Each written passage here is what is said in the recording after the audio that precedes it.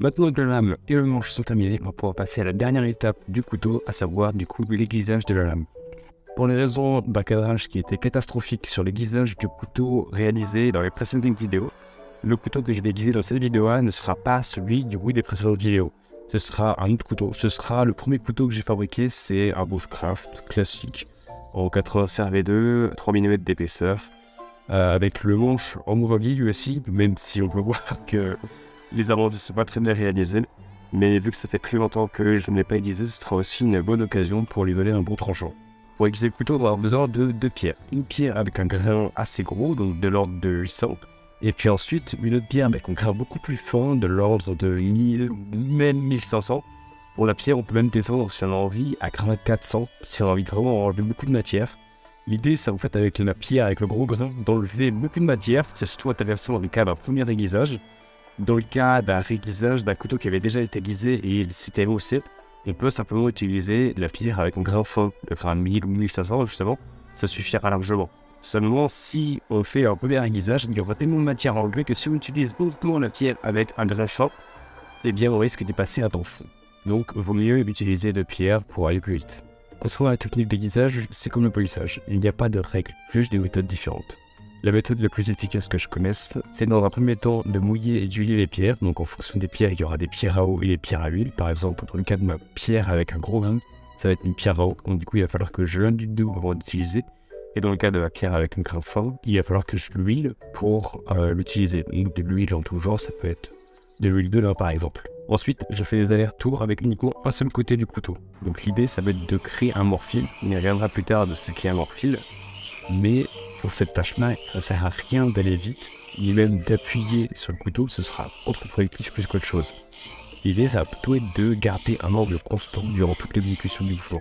Concernant le morphile, en quelque sorte, c'est un bourrelet qui se crée lorsque l'on repousse le fil de la lame. Donc en fait, à force de travailler sur un seul côté de la lame, on va créer un fil, du coup, lorsqu'on aura suffisamment enlevé de matière, et ce fil étant très fin, il va se repousser de l'autre côté de la lame et du coup va créer ce qu'on appelle du coup le morphile, cette sorte de bourrelet. Pour savoir si le morphile est réalisé, s'il est présent, en fait, vu que ça a un bourrelet de l'autre côté de la lame, du côté où on travaille, il suffit simplement de faire passer l'ongle, de faire glisser l'ongle de cette manière-là simplement, et puis en fait, on saura comme ça si on ressent ou buter simplement que le morphile est présent. Si le morphile est présent, tout va bien, et si le morphile est absent, dans ce cas-là, il faut continuer à enlever de la matière. Il est important de vérifier si le morphile est bien présent sur toute la longueur de la lame, donc c'est-à-dire que je teste le morphile ici, ici, ici, mais comme ça, ici aussi. Et seulement quand le morphile sera présent sur toute la longueur de la lame, on peut passer à l'étape suivante. Si le morphile n'est pas présent sur toute la lame, dans ce cas-là, le tranchant final ne sera pas uniforme. Maintenant, concernant la deuxième étape, pour le moment, on a un couteau qui a un morphile sur tout le long d'une lame, donc le tranchant, il est loin d'être optimal. L'idée ici, ça va être de redresser le fil, comme ça, on aura un meilleur tranchant. Pour le redresser, ça va être plus simple en faisant compte que l'étape précédente. On va faire 5 passages d'un côté, puis 5 passages de l'autre côté, puis 4, puis 4, puis 3, puis 3, et ainsi de suite jusqu'à 1. L'idée ici, c'est évidemment d'avoir la même charge de travail d'un côté comme de l'autre du couteau. A noter aussi qu'on ne va pas attaquer la pierre n'importe comment avec le couteau. On va plutôt venir caresser la pierre plutôt que de l'attaquer. Si on l'attaque, en fait, admettons, il y a une aspérité sur la pierre, eh bien la lame va venir heurter, va venir buter sur cette aspérité-là, et donc, du coup ça va tordre le fil. Au contraire, si on est en train de caresser, entre guillemets, caresser la pierre, et bien en fait ça va passer au-dessus de cette aspérité-là, et dans ce cas-là, il n'y aura pas de souci. Dans le même sens que si on a mis un angle trop important sur l'attaque de la pierre, et dans ce cas-là, on va venir buter sur la pierre, et dans le pire des cas, ça pourrait même endommager la pierre, en plus d'endommager le fil. Donc pour tous les cas, il vaut mieux caresser la pierre plutôt que de chercher à l'attaquer. Donc une fois qu'on a fini les 5, 4, 3, 2, 1 de chaque côté de la lame, eh bien on check le morphile. Si le morphile est encore présent ou trop prononcé, eh bien on recommence de 5 jusqu'à 1, jusqu'à ce que le morphile soit moins prononcé.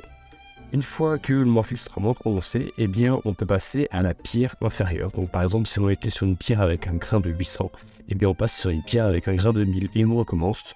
On va de 5 et on va jusqu'à 1. Et puis par contre cette fois-ci, si on cherche à checker le morphile à la fin, il y a très peu de chances qu'on arrive à le sentir. Donc on part du principe qu'il est bon. Et puis on va faire ça ainsi de suite jusqu'à avoir la pierre la plus fine que l'on ait. Maintenant qu'on a fait tous les passages de 5 à 1 sur toutes les facettes de pierre qu'on a, et bien déjà le couteau doit commencer à avoir un très bon tranchant. Mais si on veut avoir un tranchant encore plus loin, eh bien on peut passer un coup dans le cuir. En fait, le couteau, là dans l'état actuel, il a un fil très fin, mais il a toujours un tout petit morphine qui ne peut plus se sentir à l'ongle, ni même encore moins à la vue, mais il est bel et bien présent. Pour l'enlever, en fait, et en le passant dans le cuir, ce morphine va s'accrocher dans le cuir et littéralement s'arracher.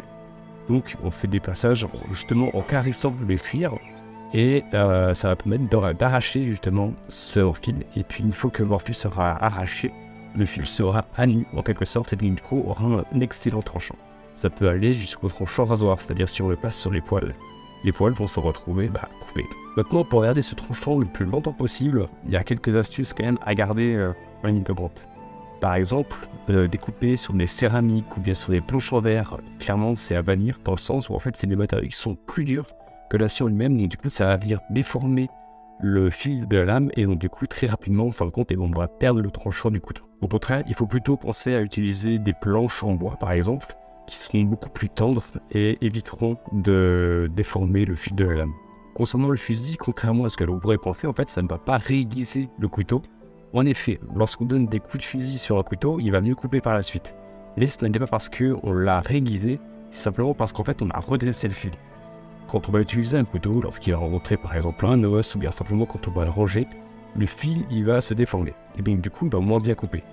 En donnant des coups dans le fusil, en fait, eh bien, on va aligner ce fil et donc du coup, il va beaucoup mieux trancher. Mais ce n'est pas parce qu'on a donné un coup dans le fusil qu'il est réaiguisé. Un couteau qui est émoussé, on aura beau donner tous les coups de fusil qu'on a envie, il ne coupera pas beaucoup mieux. Donc dans ce cas-là, il faudra mieux le réaiguiser plutôt que s'acharner avec un fusil. Concernant cette méthode de déguisage, l'Empreknife a fait une vidéo intégralement dessus. Elle sera peut-être plus détaillée que la mienne et peut-être plus claire. D'ailleurs, si la fabrication des couteaux, ça vous intéresse, que ce soit la trempe, l'aiguisage, le polissage ou la création de couteaux de tout type, toute forme avec des nuances différentes, la chaîne de l'Empreknife peut sûrement beaucoup vous intéresser. Je mettrai en description ainsi que la vidéo qu'il fait sur l'aiguisage. Sur ce, si vous avez envie de fabriquer un couteau, bon courage et bonne journée.